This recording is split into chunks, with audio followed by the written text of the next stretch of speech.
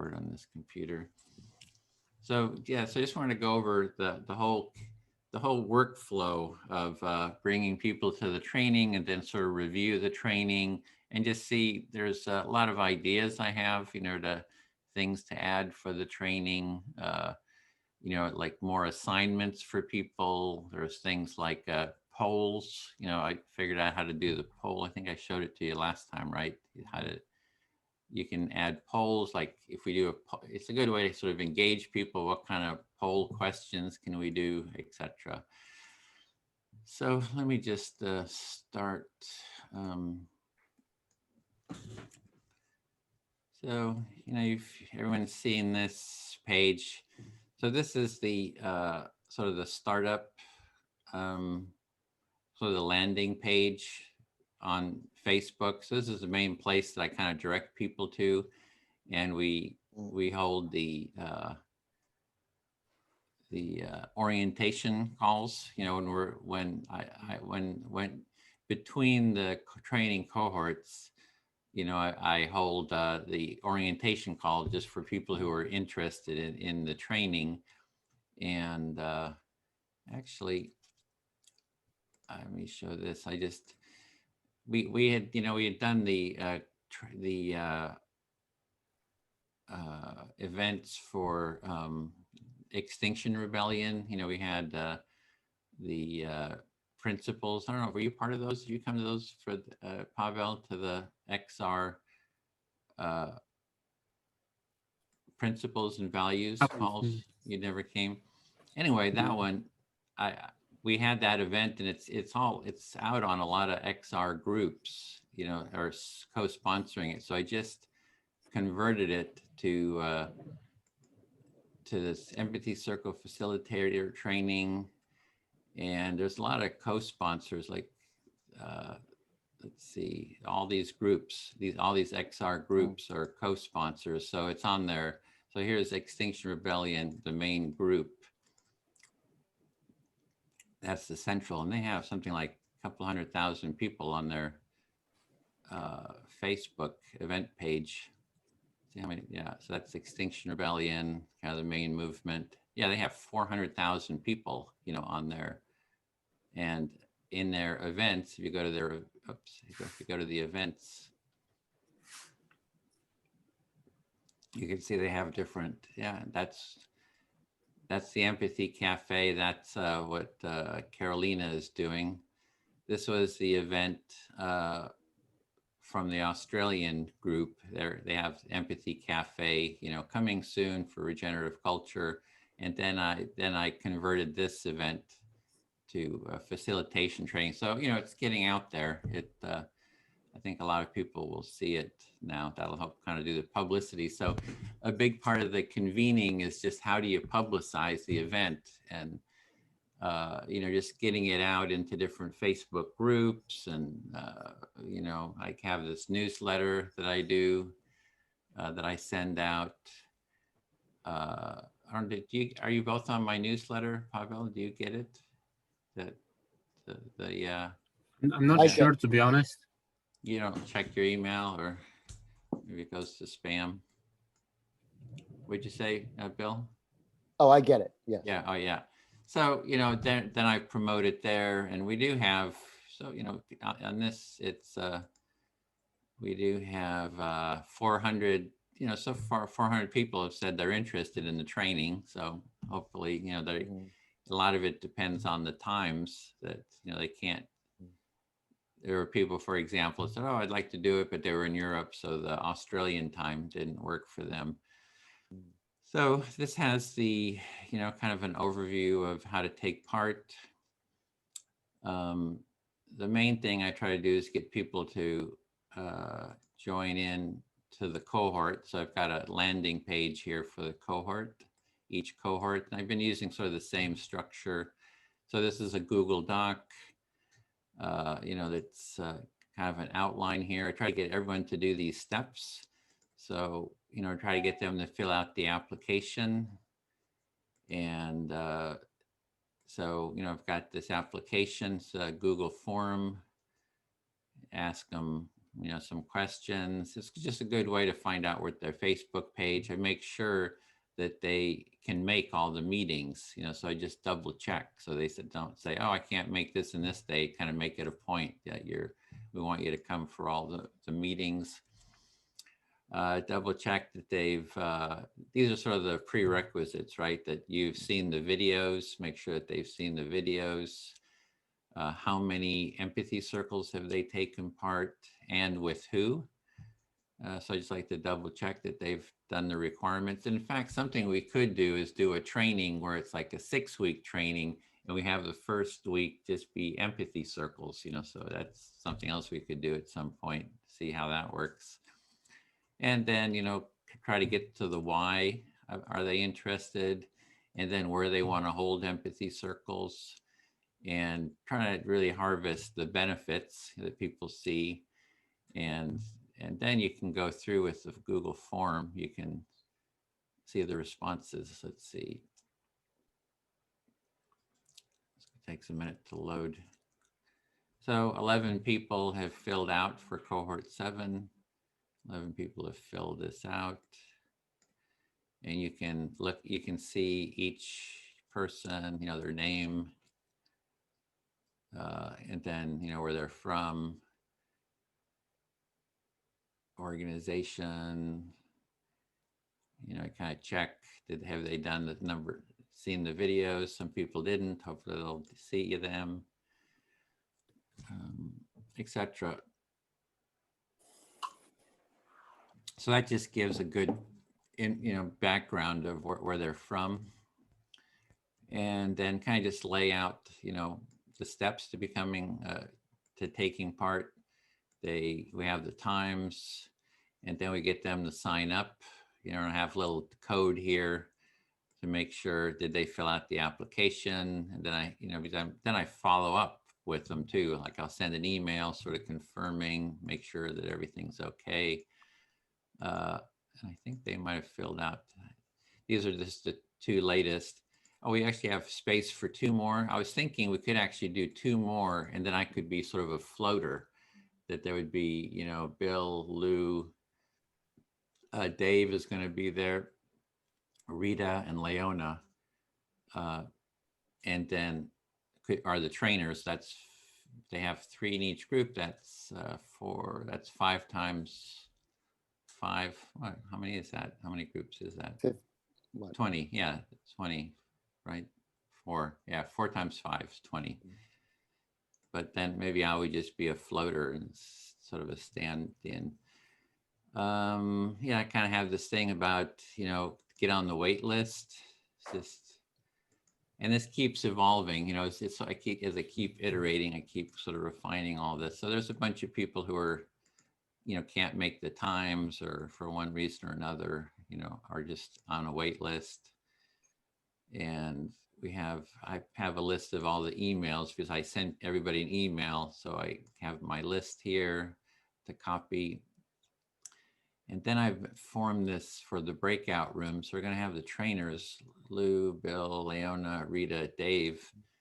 And then once we have the full cohort, I kind of sort people into it so that they'll be with a different trainer every week.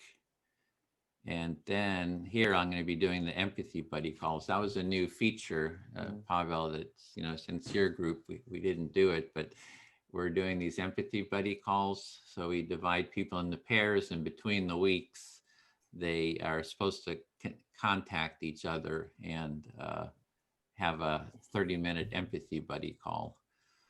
And then then you gotta, then I try to pair them up so that every week they'll be with someone else. So it's a good way to connect. So if you have any comments or questions, just jump in. Don't, feel free to.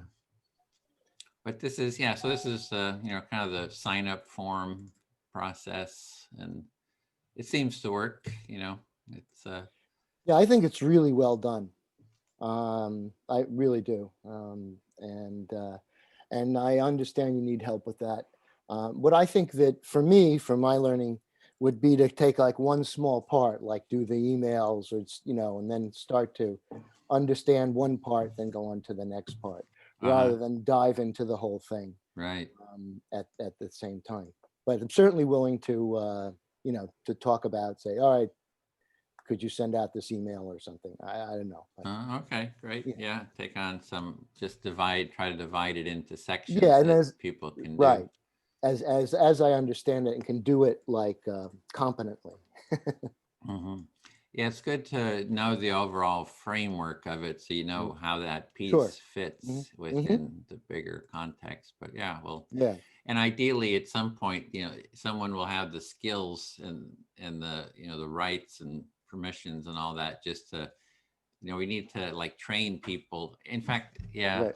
the trainers should be trained eventually somehow that they become conveners too. I don't know if that's like a special training or what, but or we have a video like this, right? This is going to be recorded that you go through and you kind of watch a training video on how to convene. Yeah.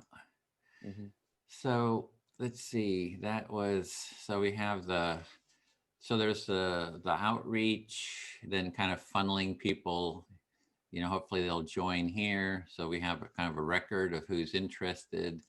And then there's the specific cohort, that they can join. And then the next big project has been this website for the training.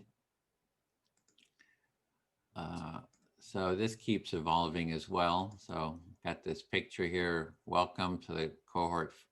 Greetings from the previous cohort. I think it kind of helps just to show, hey, there was a bunch of people in the previous cohort and they were all happy. So it's a little bit of a marketing thing here. I do mention there's no cost, but they can donate. One person, I think, donated from the previous in cohort 6. Then we got the start page. Then I just added this. So there's a separate sign up. So we have the sign up. So under sign up, we can keep adding cohorts as we add new cohorts. So you want to, so when they click on this, it opens a web page, within this, it opens the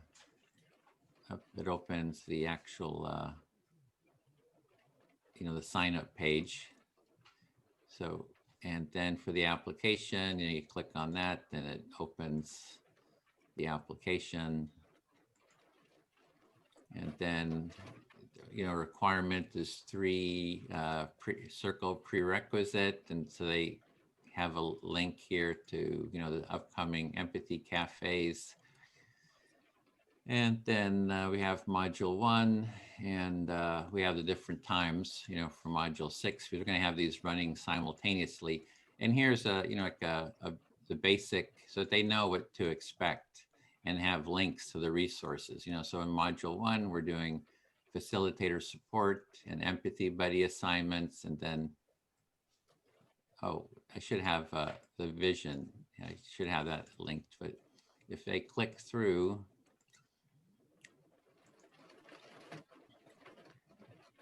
they can see what's coming up, the outline. This is the outline for the participants.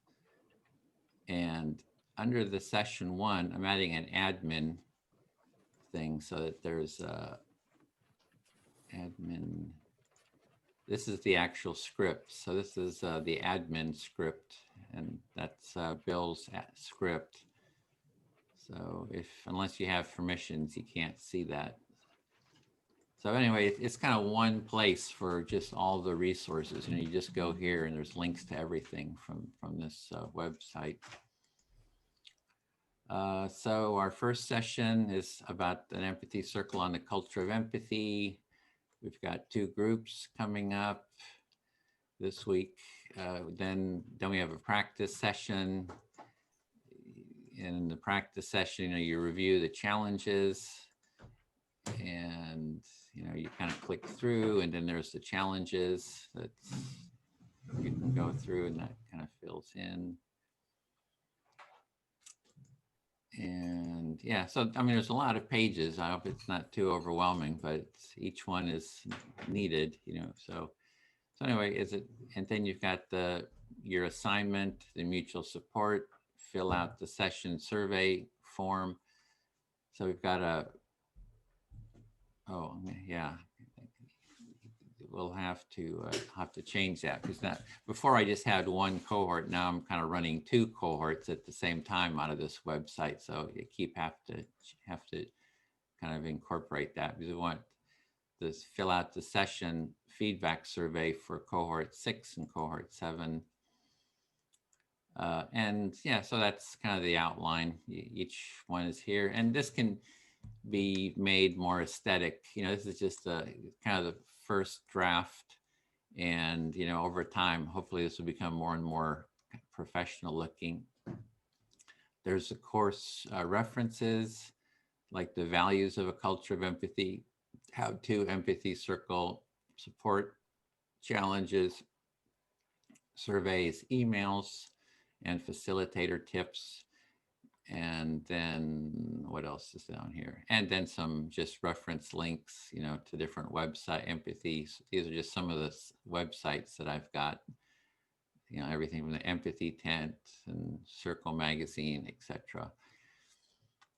And everything is viewable, you know, here. So all the course material, the reference material is all under this heading. You know, so each section has its own, you know, like the values of a culture of empathy. You know, we've got an outline, and I keep adding stuff here. So I added the empathy as a value, and then kind of our definition of it. So these people are always asking about definitions. You can go through, you can see the application answers. So, you know, I've sorted all the answers here, so you can see the answers, you know, for all the cohorts, like, you know, why were they interested? So hopefully we can do something with all this material, you know, sort it, organize it. Also been putting the emails here. So, you know, you can see the emails that I sent out. So there's like a welcome email, you know, welcome to people. And then I kind of give them info. There's after survey 1, I send out an email. It's, you know, remind them to fill out the survey and how to take part in the support call. And then I kind of match them up, you know, in pairs, and etc. So you just go, so I'm trying to get all the emails. So whatever email I send out, there'll be a sample here. So people, you know, if people are in the future are sending out stuff, they'll be able to just go in and copy and paste or modify, you know, the cohorts. Facilitator tips. Somebody asked about tips at the last meeting, at the last training. So I just created a list here, and you know, right now it's just empty, but it's just a place to, you know, kind of post ideas and stuff. So we'll kind of, and then you can go through and also see the cohort feedback. So I copy out of the forms, you know, just to make it more accessible, because not everybody can access the forms that you know, so all that is there too. So, and then we have the train the trainers. So this is something to be fleshed out to develop more of a program on kind of step by step, you know, how do people take part in train the trainers? So we have in cohort 6, we've got Dean and Ann doing the train the trainers, and we have in cohort 7, we have, talk about Dean, talking about Dean, there he is. In cohort 7, we've got Rita and Leona doing the train the trainer. So that's something to really kind of develop, you know, just ideas on how to improve the training. And hopefully Dean will have lots of ideas on how to improve the train the trainer, since he's in the middle of it. Hey, Dean. So I'm like, yeah, I'm just reviewing the kind of the overall, you know, process here that we're doing. and then also there's the recordings. I've been posting the recordings of the sessions. You know, it's a lot of extra work, but I think just having the recordings kind of helps with the publicity too. When there's like a new, you know, recording of a new cohort, you know, like this was our last cohort, you know, that was session 2 was last week. And so I post that, you know, this one has 82 views. So, you know, that kind of helps with the marketing. And I think which one here, this one has 300. So that's from 2 weeks ago. So, you know, people can learn just by observing, and hopefully it kind of introduces them to the training and kind of gets them interested in it. Then there's a section here, maybe I'll go over this later. It's just admin sort. So these are kind of project ideas here. So some ideas is, you know, we need to get to 3 scripts, 2 more from Bill to add. We only have session 1 and session 2. We need 3 and 4, which is the admin scripts. There's kind of the issue of in session 6, we had one person like an hour before the session started dropped out. And then, you know, and then I tried to reach out to get someone, you know, in session 2 to take part. This person, Harshali, she said, oh yeah, I'll take part. And then she dropped out. So just how to deal with dropouts or no-shows, because it kind of throws off the number for the, you know, the breakout rooms. And then there's yeah, I just want to, that was a show the group chart. So I had shown you how I kind of, you know, create the groups, create a poll. So what are ideas for interesting polls to have in the session?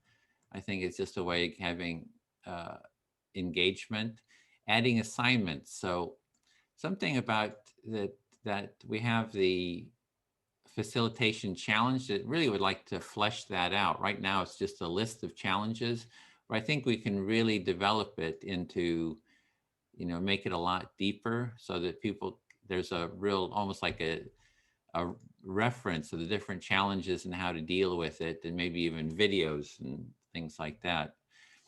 And I was thinking for like an assignment, if I had sent that out, like as for the cohort 6, an assignment, write up 1 or more facilitation challenges that you have had or you imagine having, and share it at the beginning of the session. So just something to get people thinking about it, that we can even record those concerns and then turn that into like a video or something.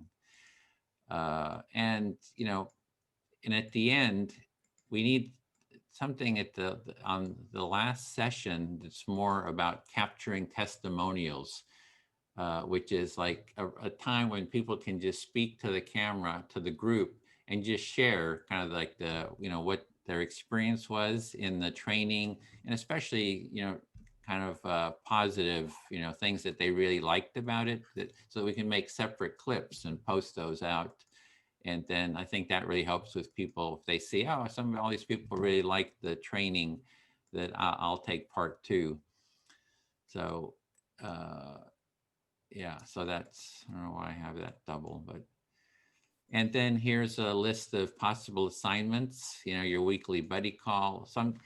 When we first did the trainings, it was just like, you know, you just did it and you just came back the next week. But I'm kind of adding more sort of assignments for people to do during the week, you know, like an empathy buddy call, fill out the session surveys, write up and share a final testimonial, write up a challenge, what is a favorite value, you know, maybe something we can have people have more engagement. And so this is just various notes that I have, like, you know, how to set up to train the trainers to make it more effective, create some polls for insights. So that's sort of an overview of the whole training. So let's just end there.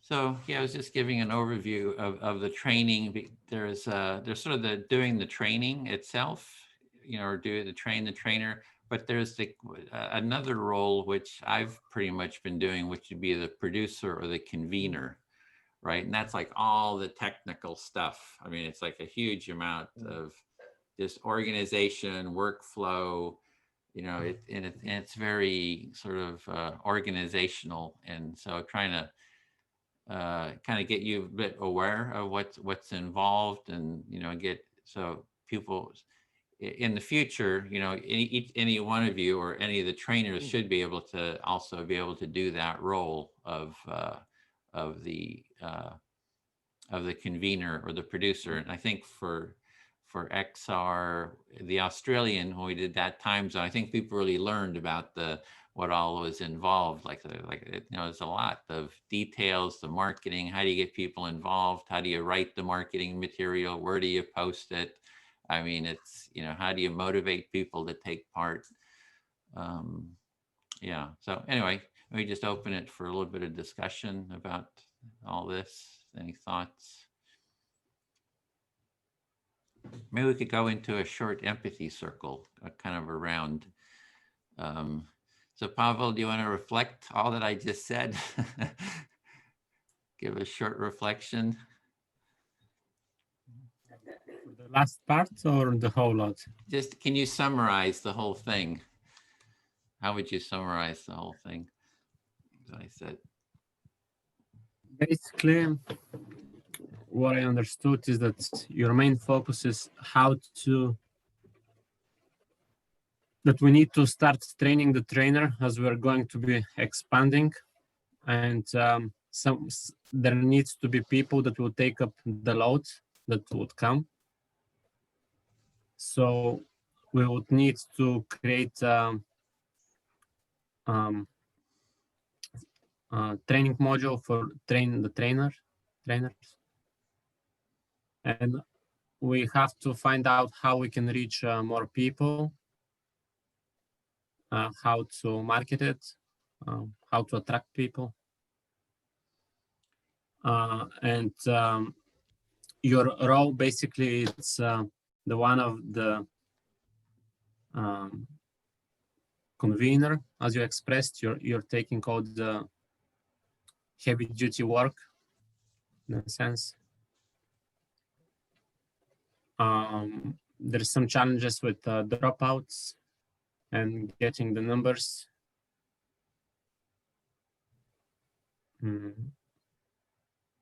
Is there something key that I missed?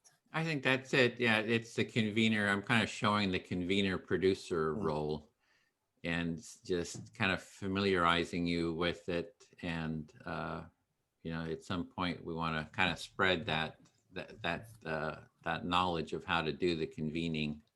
Yeah. So this is kind of the beginning of it.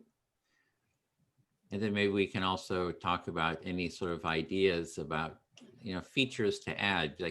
We keep coming up with new features, you know, according to what people are asking for, and, you know, and it just keeps improving. I just feel like the training just keeps getting better and better.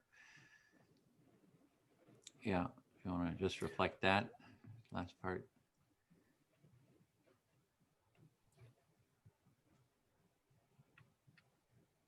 It was a convener role, So trying we to need share to. that.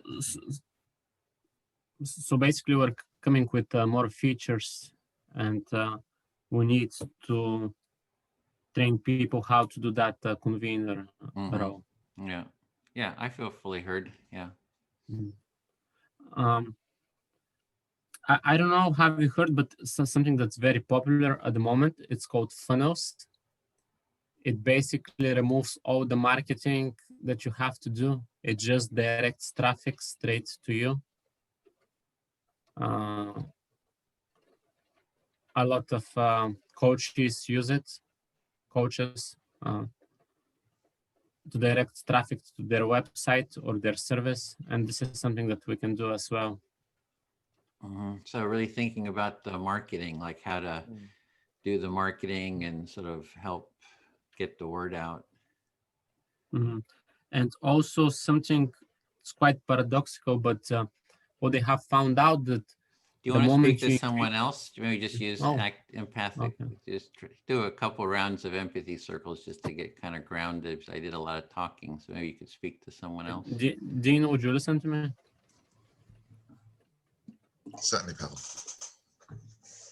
So something that they have found out is that the moment the competitor increases their prices, their sales increases. I'm not sure if we're doing ourselves this service by offering it for no cost, as people don't see the value in it. They don't understand the value, what's behind. So I'm hearing that there's been some research done that people actually appreciate paying more for something and they value it more because they've had to pay more for it. And so we may be doing ourselves a disservice by not actually charging for the service.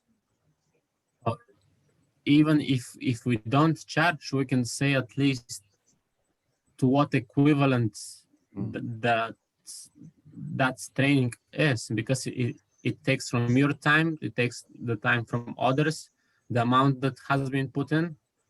So we can at least say how much it's the value of it. So I'm saying I'm hearing you should say we should put some sort of costing framework, not actually make people actually pay for it, but so that people realize how much time and energy has been invested in it.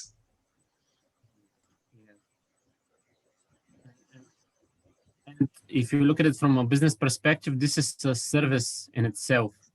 A lot of businesses struggle to find a good service. This is a service that can be provided. And actually, if we weren't doing it for free, it could actually make a lot of money, kind of. It's something of value that people would appreciate.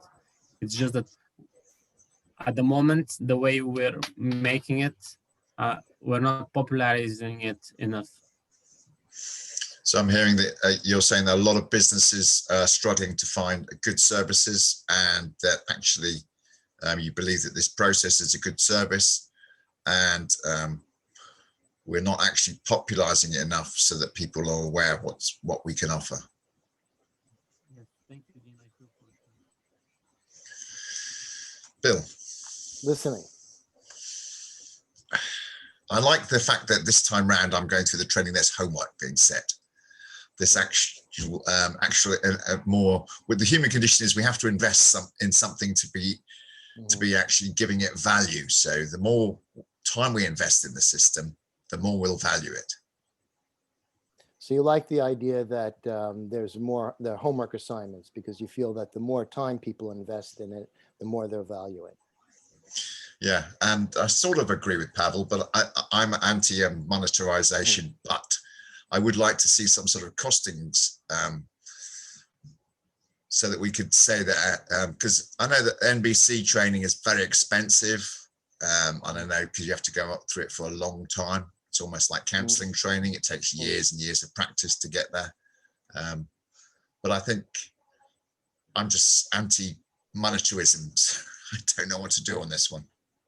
Okay, so you generally you're anti-monetarizing things. You understand what Pavel says, and you see that NVC and some other things, you know, it's very expensive. It's over a long time. It's a very big commitment. But you're a bit ambivalent though between, you know, how much to monetize, whether to monetize,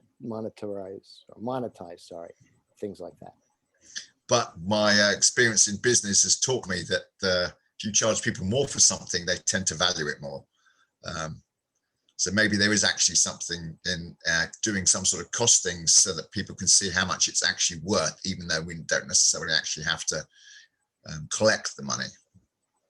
So you have seen research that shows that the more people pay for something, the more they value it. So there might be something where we sort of talk about the man hours and the cost involved and things like that, but not actually charge people, but see that what they're getting for free is valuable. And maybe offer them the opportunity to donate rather than actually charge, so that some people feel that they don't like to get something for nothing. There's some sort of guilt involved in that, but that's part of the problem that the empathic culture is trying to overcome in my heart. So you're also thinking about the, instead of charging a donation model. Yeah, that would be more sort of like encompassing the heartfelt vibes of the empathy. Yeah, thank you, Phil. I feel fully heard. Okay. All right. Okay, Edwin. Listening. So let's see. So first of all, I know that, you know, with Carolina and some of the other trainers, they've indicated that this training, this initial training, would be free and always be free. And that's what they're saying now. Although I totally think that Pavel and Dean's points are very well taken.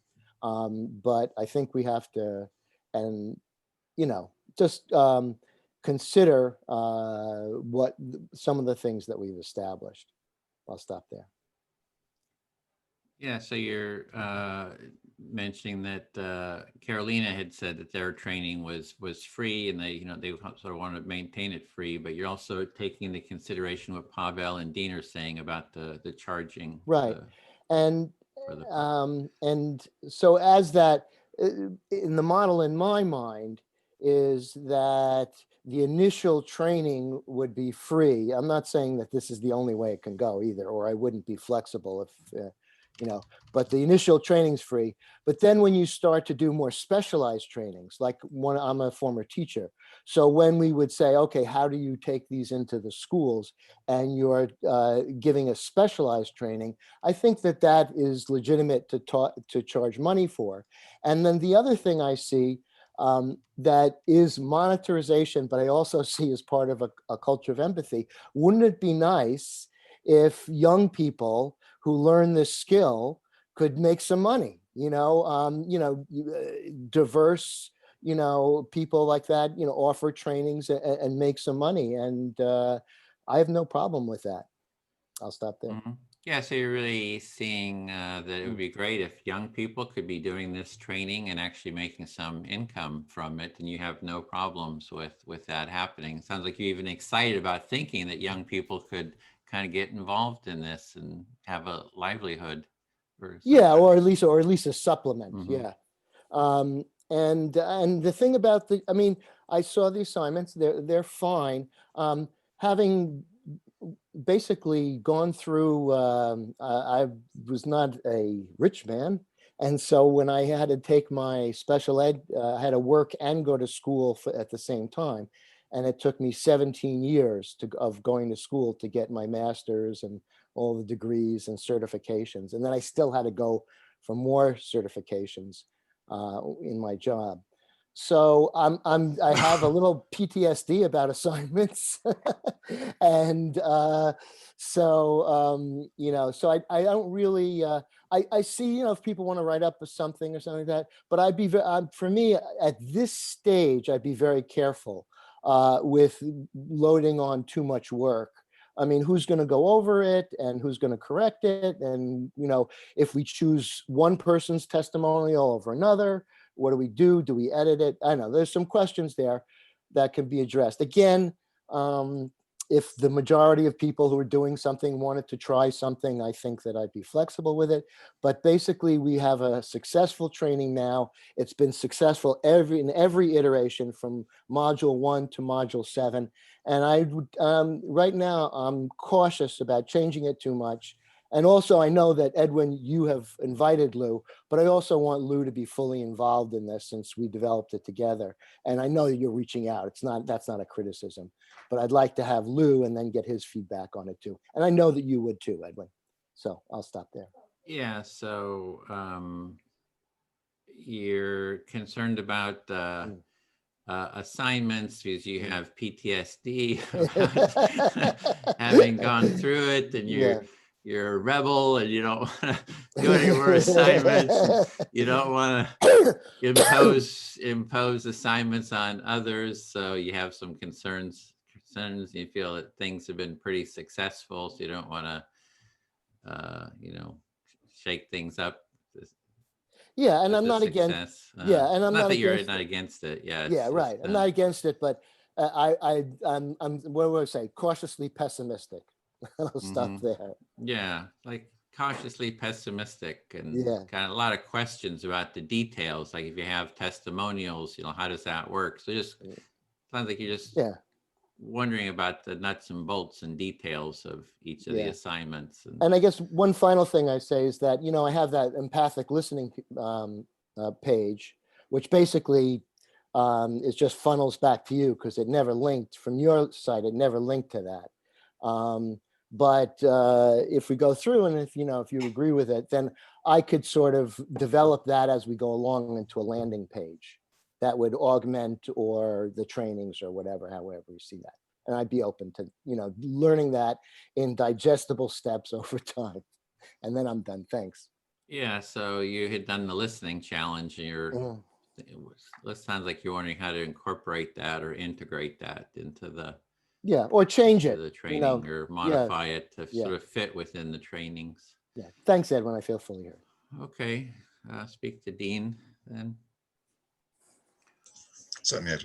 Yeah, I really appreciate this discussion about the value of the training and the charging because that's been, really problem for me is just the financial aspects. I just kind of like barely limp along financially. Fortunately, I have a little bit of retirement, but I would like to, address the financial aspects. So I'm glad that that came up.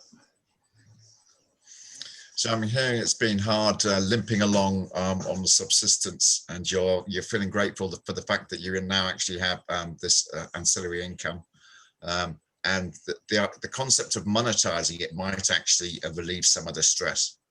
Yeah, and I had one thing here is like I think giving it a value was a good idea. Like I could even imagine a poll that we do a poll at the last one. It's like, what do you think we're trying to monetize this? What is it? What do you think is the value? And we have like $0 to $50, 50 to 100, 100 to 150. So we have a list and just see what, do a temperature check. What do you think is the value of this just to kind of get, I think a workshop like this is easily a couple $100. It would be, typical 200, if not more. So I'm hearing you saying that at the end of the training, you would like to take a temperature check of how much people think they would have actually paid in order to do the training, because quite often workshops like we're doing now, it's a couple of $100. Yeah, and I do want it to replicate quickly. So I imagine that there's a training is for, empathy circles. You have free empathy circles, but there could be ones that are charged, like kind of private ones that people can hold empathy circles for people to do private, personal support, your family or whatever stuff that you don't want out there publicly. So, so there could be some free, some charged ones that they're, private and you get sort of support. So that's one aspect.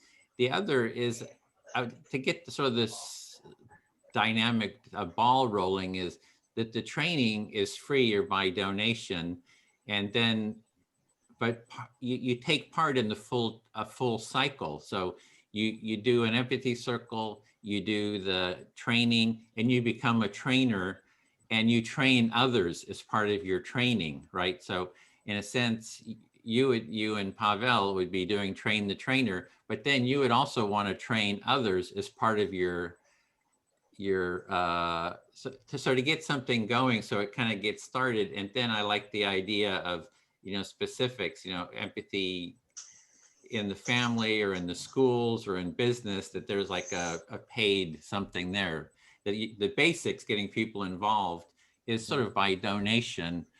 So anyway, I'm just kind of throwing ideas out, but I think it's an important discussion to see how do we really, because for the long run, people need an income. If there's an income for this, they're going to be working really hard to try to promote this. So yeah. So I'm hearing you're saying that we should still maybe think about keeping the initial circles open and free. And then once people have had a taster, then they actually then go on to do the next stage, which is to train up to become a facilitator. And then once they've done that, they then go on to become a training of the trainers to train people how to become facilitators. And then maybe with a specialization with private circles, then think about the monetization, such as with family circles or with business problems or with taking it into schools. That way people could source an income, and that way it would actually give them an incentive to actually spread the message, because they'd actually be working towards their own income. So that would then self-seed. Yeah, and we need to do like a broad marketing to get people, the culture, interested in this. And that's what I see as the political, is it just like XR that we get into, you know, politically, you know, putting up the empathy tent in front of the White House, you know, demanding, but then we've got the empathy training there for people to get involved in. So we get like push it into the culture with a bit of social activism. And with social activism, people donate a lot of time. So, you know, this, I see that as sort of a motivation that we really want a cultural shift. And, you know, people are working their asses off in political parties for nothing, you know, so, yeah. So I hear this two-pronged approach you're mentioning. You're mentioning on one side, there's the political activism by actually getting people to be aware of the empathy circle process. And on the other side, there's this financialization that will allow people then, once they become aware of it and they've developed the practice, to actually then go off and then facilitate and earn a monetary payback almost for their efforts. Yeah, and I'm speaking a lot here, but I'll just add one last thing. This whole woke culture stuff, you know, social justice, there's a whole marketing scheme of trainings in corporations. They got a message and they're getting it into, and they're getting like, you know, thousands of dollars for doing these corporate trainings. So, and I think what we're doing is much fairer and kinder and than some of that, you know, telling people how racist they are. You know, this is about bringing people together. So there's something too about bringing, you know, empathy into companies, training. Yeah. So I'm hearing you talk about the fact that the woke culture has been monetized, and people have made lots of money by pushing the woke culture. And corporations have taken that on board, and they're now telling everyone, oh, you're bad because you've got these racist thoughts, and your unconscious bias is working against everything, and you're a bad person. And they make vast sums of money from doing this. But in reality, we should actually be thinking about how do we bring people together. And the empathy circle process is more about bringing people together than it is about punishing people for what their unconscious ways that they've been taught that they've got. Yeah, for their sins. So I feel fully heard. I have to take a quick bathroom break. So if you want. So everyone's got to go for a quick bathroom break. Okay. Thanks for sharing.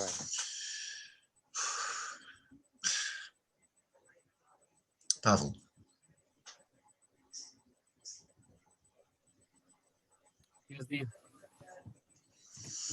Yes, I'm well aware of the monetization through the corporative arm of people climbing on board, clambering, grabbing. It's like greenwashing is in the environmental sector. I find it slightly repugnant, but is it better for them to learn toxic ways or to learn regenerative ways?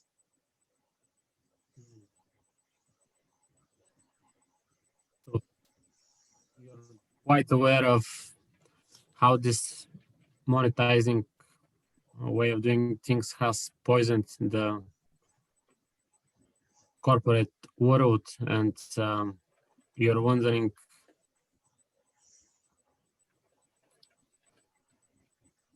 can we not do it in a more regenerative way, in a sense? Well, these people are taking these things to corporations, and the corporations are then saying, oh, look how regenerative I'm being. We've done this training. We've done that training. Aren't we brilliant? It's like they're greenwashing, but with emotions rather than with environmentalism. So it's all a branding exercise that's toxic in my mind, because they're out to clean themselves of any responsibility and push it on to everyone else.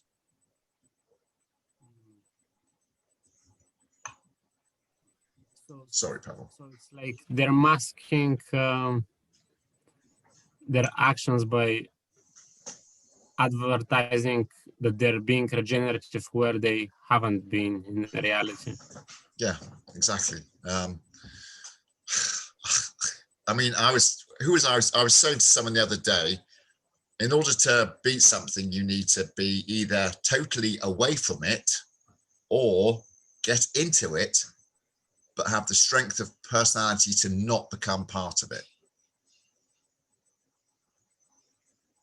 So that was tough to grasp. So in order to be something, In you order have to to be. change, yeah. In order to change something, you have to either stay totally apart and grow it from the outside, or go into it but have the strength of character not to become part of it. Mhm. So in order to change something, you have to be not part of the existing system, let's say, and start acting on your own, or go into the system and act to change something, but not lose yourself into it. It's very hard when you go into it, because I met good people that have become politicians and they become very quickly bad people because they've been poisoned by the system and by the culture. So that's my only fear about monetization of the process, that then we get on board people that have joined the process for the wrong reason. I see. So like in politics, even a good politician with a good conscience may become corrupt. If we monetize the process, you're worrying that people might join our cause for the wrong reasons. Yeah, It's not coming from the heart. There's something else behind it.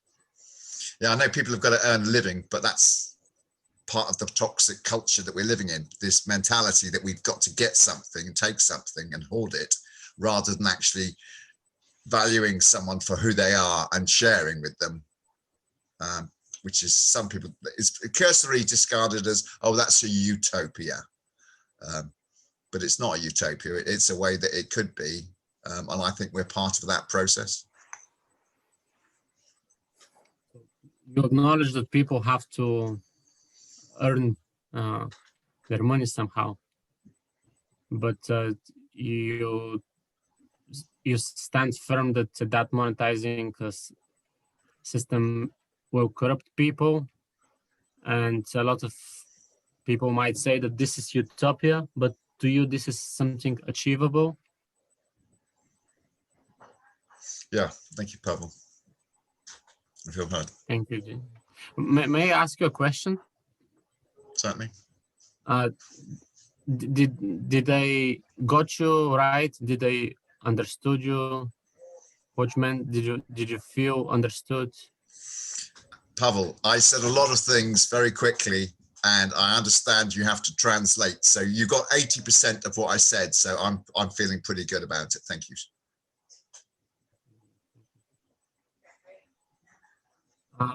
Bill, would you listen to me, please? Sure. I completely agree with what Dean said. And I used to think in this way, but I resonate with Edwin as well. I used to work with an NGO, and I would offer my services for free, but then I would suffer myself. I would struggle to meet both ends, for example. And So- the cause, yeah? No, go ahead. Okay. Well, basically, you agree with Dean and Edwin, and you're referring back to an experience you had working with a non-governmental organization where you offered your services for free, but then it was very hard to make it both ends meet for you. And unfortunately, and I was against money like for 10 years, and that's why I'm nowhere at the moment financially, because I was offering my services for free, doing things for free, being against money. But I realized that we live in a world where money is necessity, and without money you simply cannot live a quality life. You need them. We cannot say it's evil. It's what's the intention behind it. That's what's important. So, And- I'm sorry, go ahead. Yeah, Finish your go thought. ahead. Yeah. Okay, well, you used to be, against money of any kind, and then, but experience has taught you that money is not necessarily evil in itself, but it's the intention behind it, and you realize that people need money in order to live a quality life. And I'm kind of playing the devil's advocate, but Mhm. even if what Dean's worries have a significant underpinnings Mhm. behind them, Mhm. would people really come to something they're not interested? I mean, like, people usually would spend their money in something they're interested. So I don't think that we will attract the wrong people. Okay, so you think that Dean's concerns about attracting the wrong people are founded, but the fact that we're doing empathy and things like that would tend to self-select for people who have positive intentions. Of course, corruption is everywhere. You cannot have a perfect system, but even if 80% of the people are honest in their heart and 20% people, let's say, are corrupt, it's Mm. still a positive thing, in my opinion. Okay, so you're saying that, yeah, people are mixed bag and the population is a mixed bag, but even if you have 80% of the people who have,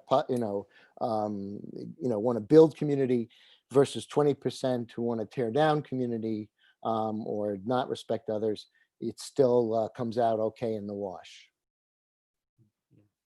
And at the same time, I see the value in being the service free, as let's say, when I used to work for the NGO, there were many courses that I wanted to get, but they would cost 200-300 euro, and I wouldn't be able to afford them. And it would have been nice if they were free. Okay, so you're Now reflecting back.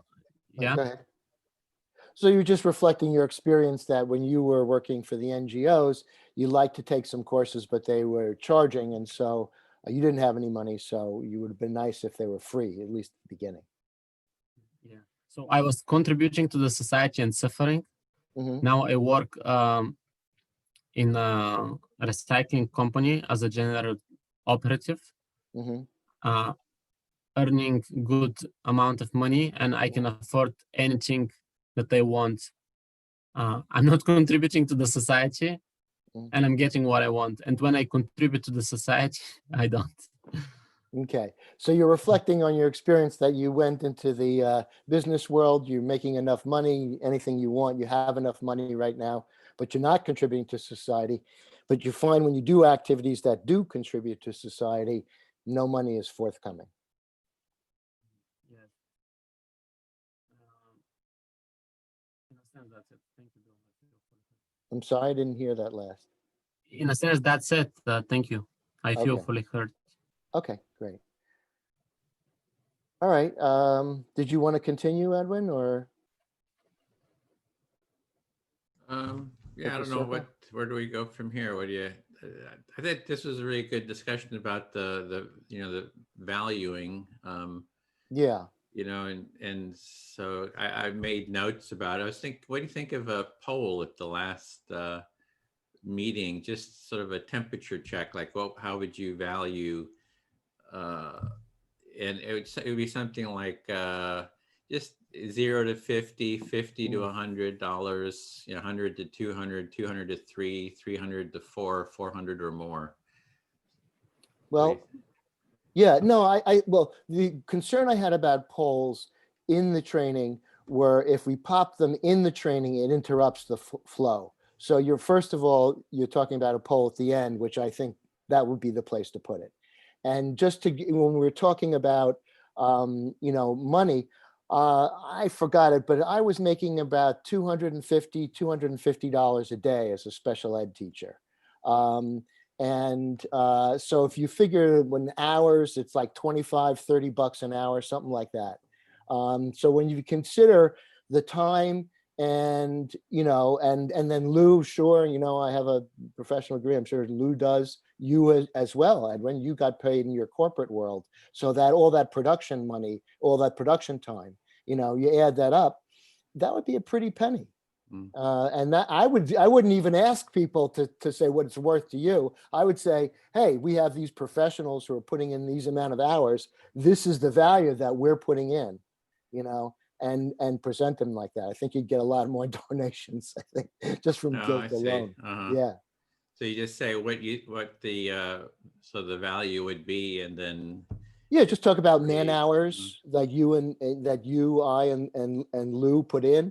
Also training hours, like for instance, if Dean and Pavel are training the trainers, they've put in a certain amount of hours as well. You know, and I would then put that range. Like if we were to charge as we got paid for in our civilian business lives, this is how much we would have made, and that sort of thing. That's it. Yeah. Okay. Other, I mean, there's a lot of different ways that, you know, organizations fund their work. There's like Carolina is actually getting what they call VLE from XR. So volunteer living expenses. And so, but then that comes through XR having had donors, right? Extinction Rebellion having kind of wealthy donors, or they're kind of doing fundraising. Then they give sort of a basic, you know, foundational income that I think it really probably helps a lot for those volunteers. So there's a lot of, so it's just an ongoing kind of exploration of the financial. So I think that's really good, because it's definitely something I want to address. I didn't expect that to come up, but and then what other polls? Any thought on a poll to ask? Because just as a sample, I created one here. Would you like to join the empathy training design team? So for example, this is just how the poll looks. You kind of come up, you can just, would you like, this is just a little sample. Would you like to become an empathy circle facilitator training? You know, go ahead and 0. If you just want to try voting, 1 of 3 voted so far.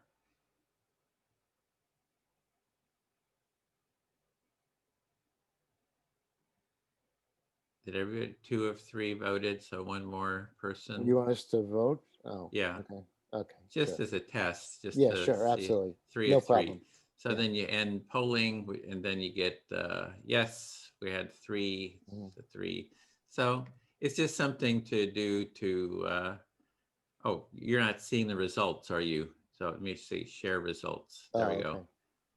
So now do you see the results? Yes, I do. Okay. Okay, so that's kind of how polling works. It's just, you know, another little feature to add that creates engagement. So just as a, maybe we should do a poll on what poll questions to ask. So any thoughts on a poll for the training? Just. Well, I like your about the value. The values? Yeah, I think, you know, the monetary value. In other words, Oh, the monetary. So you think that one would work like at the end. So it'd be after kind of the breakout rooms, people come back, you know, they kind of debrief, and then we have some time, and it's like, oh, we're just trying to figure this out and to get a temperature check on.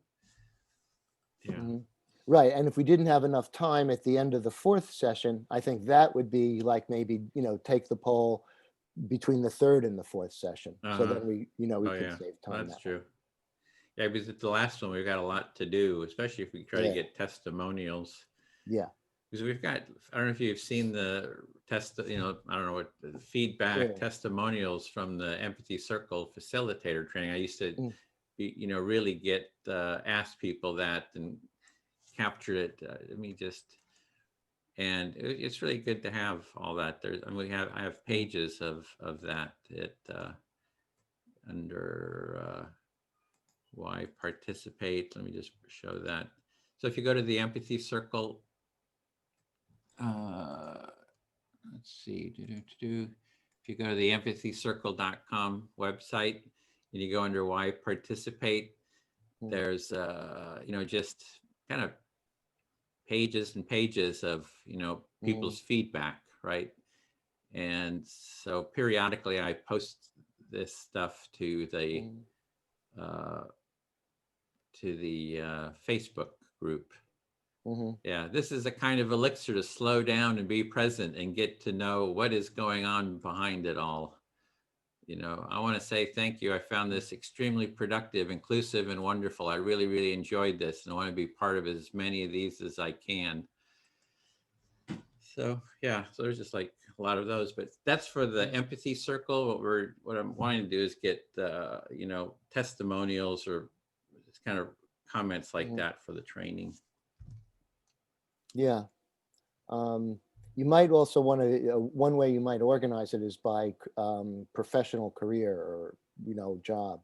So therapists think this, Right. HR people, we've had HR people from the corporate world. Yeah, give it a lot of different sort, also by topic. Like right now you get a lot of benefits, but even those benefits could be sorted by the type of benefits. There's, this is really good for mediation. This is really good for the family, or this is really good for feeling heard, for me feeling heard. So you start seeing sort of patterns in terms of, yeah. Okay, so that's, with the training, it's just, we just keep iterating, we just keep doing it, refining it, and going through. I did want to get Lou, I did ask if he could take part here, because he was going to see maybe next week he could. So just to, get his take on the training and just keep kind of iterating on it. I am wondering about the trainers. I don't know if Dean is still there. Or... Yeah, he is. He's eating his tea, which is the wrong way to say it, Dean. Yeah. So I guess for Pavel and Dean, any thoughts about train the trainers? Like, it'd be like for Pavel, you can't do the weekdays, right? You can do weekends. So if we do a training, it would have to be on the weekend for you to take part again. Yes, unfortunately. And Dean's, any thoughts so far on the trainer? Or looks like he's tied up. Oh, there he is. Yeah.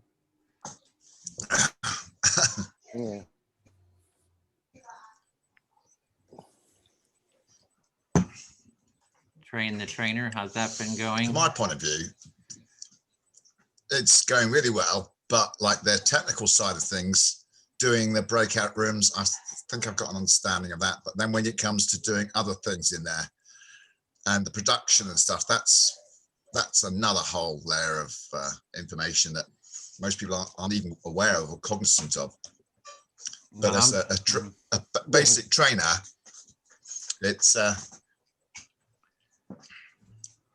interesting to see the amount of effort that's gone into actually producing the whole thing. And really, I think costing is definitely a must do, because people don't value stuff until they see it in monetarist figures. And like Bill was saying earlier on, there's been a lot of effort put into this. I mean, a lot of effort, a lot of time, a lot of expertise. I mean, I am destitute as a church mouse, but that's by choice, because I choose to live in a certain way, anti-monetarist way. That doesn't stop me from actually wanting people to be aware of the economic cost of things. And I think that's an important thing we should be putting out to people, how much man hours go into actually enabling the whole process.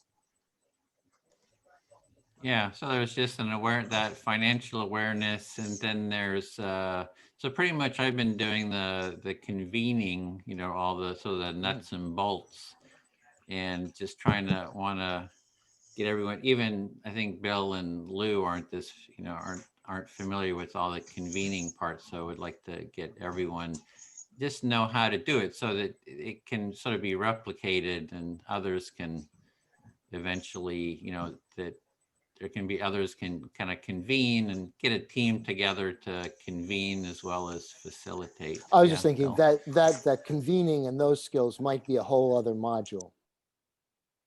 Yeah. Yeah.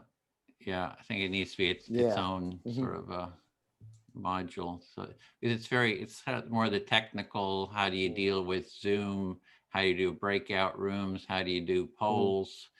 How do you do marketing, etc. Yeah. So, but we'll just keep iterating. This is kind of the beginning training. You're kind of getting this is a little bit of a training for you guys to, and we'll just keep fleshing that out. Okay, well, that's kind of all I've got for today.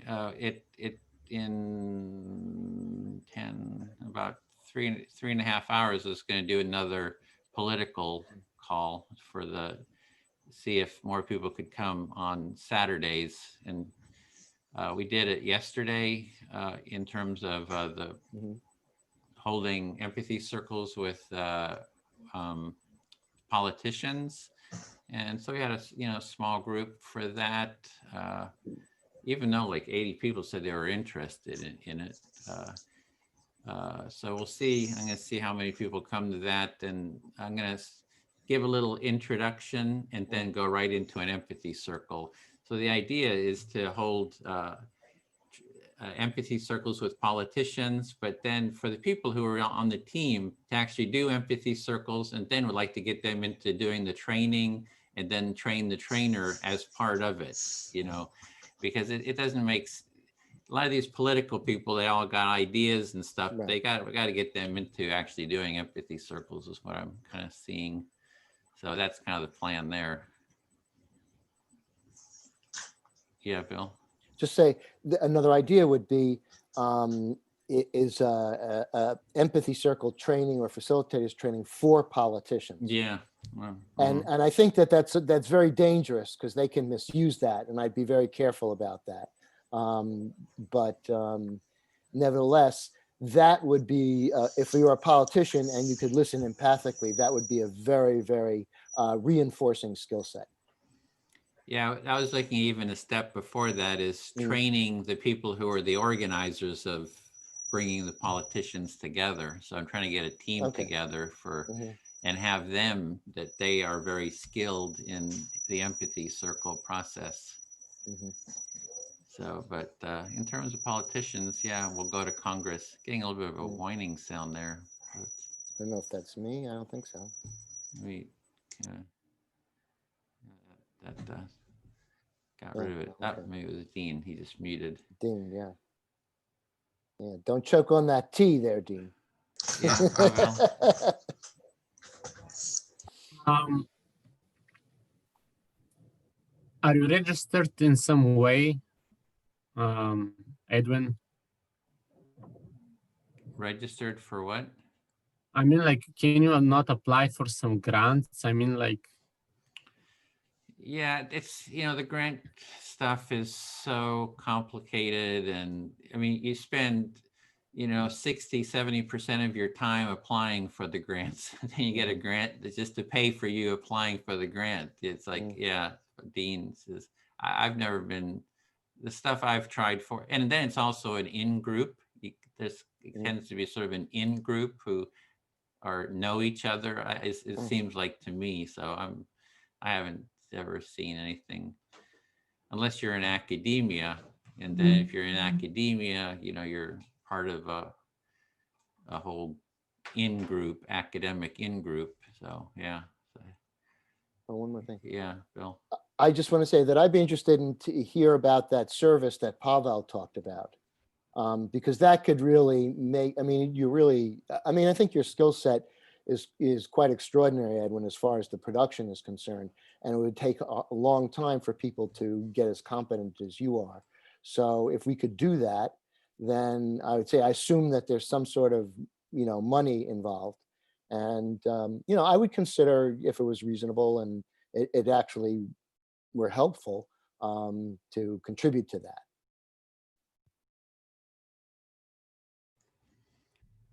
Yeah, if anyone wants to take on a project for promotion and marketing, go to it. I'll say, all right, well, Pavel, if you have any more information, I'd be willing to work with you on that. At your Promotion leisure. and marketing. No, at that, whatever that website was that channels everything like the coaches use. Oh, yeah, the funnels. Yeah, yeah.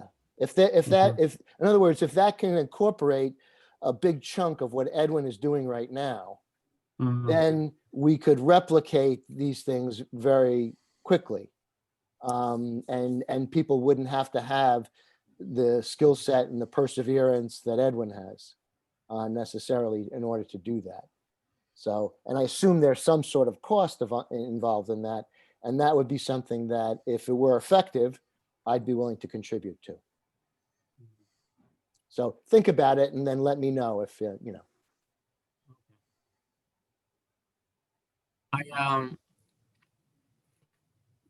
Dean? Yeah. Yeah, Pavel, are you talking about something that would literally you post it once and then it keeps reposting it to other places, so it multiplies it out, or is it something that takes multiple things out and funnels it into one place? Is it inward or outward, or does it do both? Sorry. I'll be honest with you, Dean. I don't know the proper structure of it, as I haven't delved into it. I'm in this Get Ahead challenge at the moment. It's coaching challenge, and all the coaches that get the way they supply themselves with clients is by using these funnels.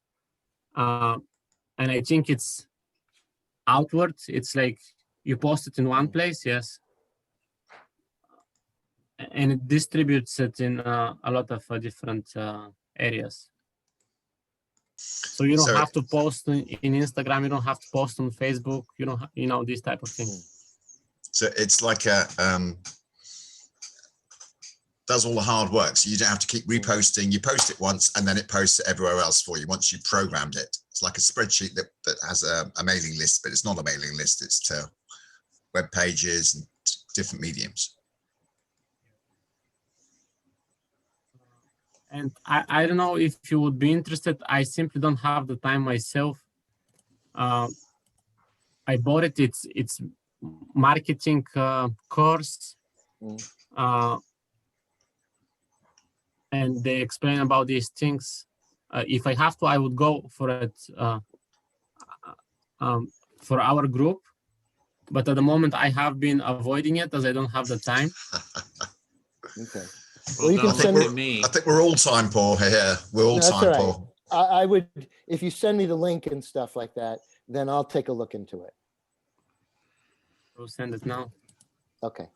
I think our best bet is the sort of the political and taking, just like XR, being sort of like an activist, eventually more activist. Like the COVID has really put a damper on it, but we've got so much publicity with the empathy tent. Like I could post. I don't know if you've seen the press kit that we have from the empathy tent, but there's a whole bunch of articles about the empathy tent, newspapers, Los Angeles Times, Fox News even had it on their TV show. Have you seen the press kit, Pavel and Dean? I should show it to you. It's like XR. That's what I liked about XR. They know how to get publicity, right? And the way you get publicity is you go on the streets and you cause some kind of a ruckus. And I think that's what eventually we need to do. We need the training in place so that when we create the ruckus, that people it'll be like advertising for the training. Let me bring this up. It's going to take a minute here to. Okay. And Pavel, I didn't get your link. I will send it now. Okay. Is it in the chat? I'm Or- doing it just now. Okay. Got it. Got it. Thank you. The next And at the moment, they have de-escalation training, Edwin, to actually keep people calm when you're mucking everyone off and making Oh. everyone cross. Sorry, you two, Pavel and Bill, I apologize for talking over you. No. Yeah, I Okay. saw that training. So You it didn't says, see, but Sorry. oh, go ahead. Yeah, Bill. okay. Yeah, went there and I have to log in and a password. So it just says it failed. So I'll just copy down your information here, Pavel, and then I'll send you an email if I can't get in. And then we can deal with it. Sorry, go ahead. XR are very good at doing the training of lots of different mediums and lots of different ways. They have lots of different packages and skill sets. And actually during COVID, they've been able to do a lot more training because people have actually had time. So whilst it's bad because we're not visible, like Edwin says, if your tent's not visible, then it's hard to get the publicity. When the tent was out there and people could see things actually being done, then the publicity was self-propagating. But without that self-propagating publicity, we need to find some way of propagating still. Yeah, and I think this is a good time for developing the training, sort of in this, quieter period. I don't know if you saw that I had shown how, we had done the XR values and principles, and we were in like a lot of the event calendars for XR, and I just changed the event to, and I'll show you that again, just since you hadn't seen it, Dean. So I just converted the event. I can change the event from being about the principles to be about the empathy training. So I just created this, and we have all these are co-sponsors, right? So it's on all of their Facebook event calendars. So it's, XR Switzerland, France, Australia, Germany. So if you kind of like click through, XR Germany now, so that's their page. And what do they have? They have like 18,000 or 22,000 people following. But if you go to the events and you scroll through, there it is, our training. So I just did that a couple of days ago. So I think it's really about how do we get this out to XR, to the community, is, kind of one big thing. Oh, and then let me stop this. Let me put the press kit. So that's a copy I just put into the chat, into the Empathy Tent media pages. And that's our media coverage for the Empathy Tent. And I'm gonna just share that here on the screen. You can download it so you have a copy. So this is our, let me get rid of some of this. This is the Empathy Tent media coverage. So these are all the papers, newspapers, and that we had coverage in. So this was at UC Berkeley with the students there, but now we can't do that. This was like Los Angeles Times when we were in Los Angeles. They mentioned the Empathy Tent. This was the Sacramento Bee, which is, Sacramento is about 80 miles from here. Protesters keep their cool at pro-Trump and anti-Trump rallies. Empathy Tent helps, so, and there's just like, and this was 7 News. This is our Bay Area news. They showed the Empathy Tent, with so much civil unrest, an Empathy Tent hosted a small group offering space for both sides, so we're actually, on the TV here. This was Breitbart. If you know Breitbart, they were, and they wrote an article, which is actually pretty good. It was very, Empathy Tent deployed a pro and anti-Trump. It was actually a very well done article. And they were kind of instrumental in getting Trump elected. There was Fox News. This was on TV, on Fox News, national TV. But they were making fun of it because they were saying, can empathy tents calm down protesters at UC Berkeley? And I mean, it was just like, there's just like, you know, article after article that we got, you know, from all Berkeley, Mercury News, that's San Jose, which is, you know, Silicon Valley. Again, Los Angeles, SF, San Francisco Weekly, yeah, Daily Planet, that's UC Berkeley. That was facilitating an empathy circle with a pro-Trump transvestite. Only in Berkeley. And in Berkeley, pro-transvestite stand against Antifa. So she was against Antifa, and I did an empathy circle. This was Milo, who was came to UC Berkeley. He has 2 million followers on his Facebook page. He came to Berkeley, and one of his spies, I guess, saw the empathy tent there, and they posted it on their site, you know, and so and then, you know, an article on Daily Kos, and I don't know, this was the Empathy Cafe circle I did with the politicians, or our team did, Empathy Tent team did. Bill was there, and Lou and Dave. And that's the UC Berkeley paper wrote about it, etc. So, I mean, it kind of goes on, but so that's the publicity. That's the XR, get out in the streets, you know, be visible, but it's all kind of shut down because I don't want to take the chance of, you know, getting sick out there. So anyway, right now is the time to really get the training in place. So once COVID is over, we take the empathy tent and set up, you know, and we do the politicians now, right? We do the empathy circles with politicians on Zoom, and that'll kind of set the stage. And then the big push is once, maybe in the spring, I talked to Dave about, Dave is one person really willing to go out on the empathy tent, and Bill too, he's done a lot, but that we can go to like Washington, DC, put the empathy tent in front of the White House and demand that Joe Biden take part in an empathy circle. And it's sort of the XR thing. If they arrest you, it's like, oh, they don't care about empathy, and they're saying they're for empathy. So they're sort of in a bind. You can't lose, right? Because if they either way, arrest it's you, good publicity. Exactly. So anyway, we're talking overall strategy here. So that's, yeah. So we wait to be vaccinated, and then once we've been vaccinated, we can then go out and be damned. We hopefully, as long as it doesn't mutate too quickly, we'll be okay, and we can do an empathy tent outside Parliament and outside Washington DC. Exactly. Yeah. So that's the plan. So and then when we get the publicity, then we direct them to the training, and that's sort of how I see, you know, really getting the publicity is through that social action. Yeah. And any other ideas people have that they have time for, you know, to kind of work on.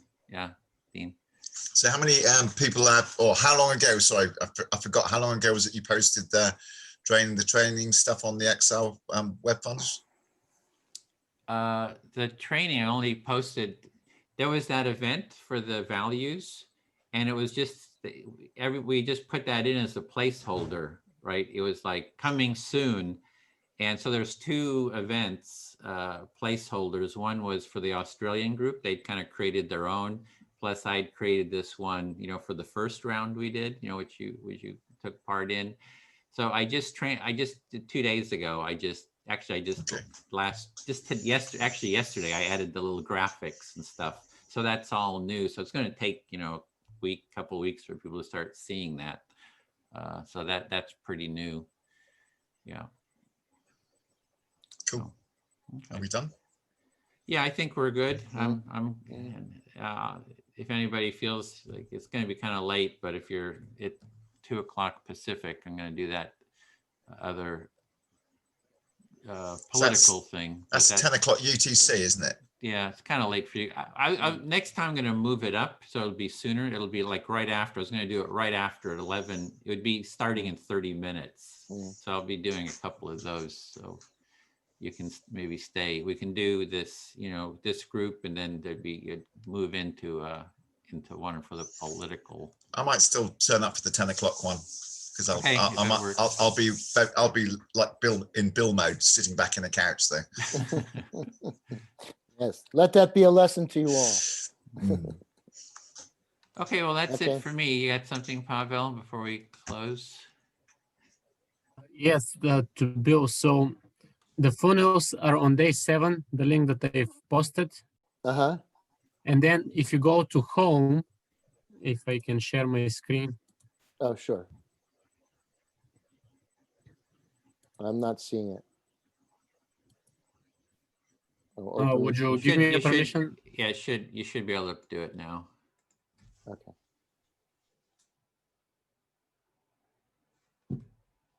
So this is the home button. Okay. And then you have marketing step by step.